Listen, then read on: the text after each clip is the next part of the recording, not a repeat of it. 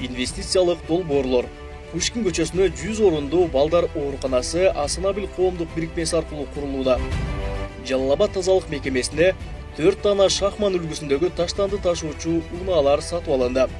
Жаңы техникаларды сатып алууга 28 миллион сом жумшалып, анын 12 миллион сому жергиликтүү бюджеттен, калган каражат жаратылышты өнүктүрүү фонду тарабынан бөлүнгөн. Ошондой эле аталган фонддун каржылык колдоосу менен шаар аймагына 296 дана заманбап таштанды таштоочу контейнер орнотулду. Аталган мекемеге Жалал Абад облустук өнүктүрүү фонду жана жергиликтүү бюджеттин колдоосу менен таштанды ташуучу Хобо үлгүсүндөгү 3 жаңы техника да тапшырылды.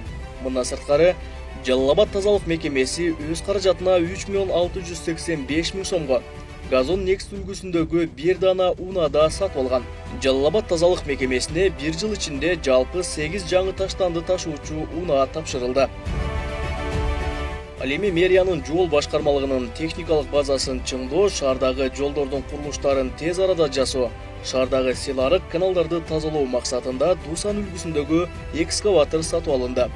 Аталган техниканы сатып алууга 17 миллион 640 миң сом акча каражаты сарпталды.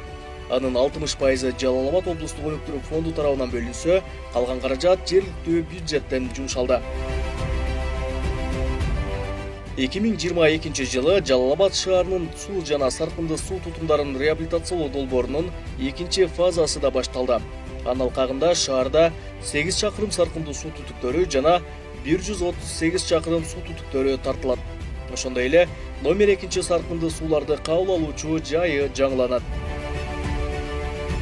Жалал Абад шаарынын Көгарт кичи районуна Асынабил кайрымдуулук фонду тарабынан курулган Бахрейн социалдык шаарчасы пайдаланууга берилди. Аталган шаарчада 24 фатирлүү турак жайлар, 250 орундуу заманбап мектеп, бала бакча, тигүүчү цех, үй-бүлөлүк дарыгерлер тобунун имараты жана мечит бар. Мындан сырткары, аталган шаарча үчүн атайын таза суу да чыгарылды.